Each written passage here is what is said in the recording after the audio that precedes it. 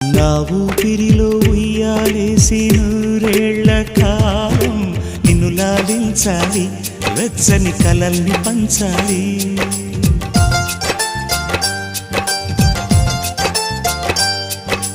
నీ స్నేహంలో స్నానం చేసి నా కన్ని దేహం తరించిపోవాలి, తీయని స్వరాలు పాడాలి. పరులకు ఎన్నడు తెలియని చల్లని చెలిమితో ఈ నా అనురాగం నీ గుండెనేమేటని.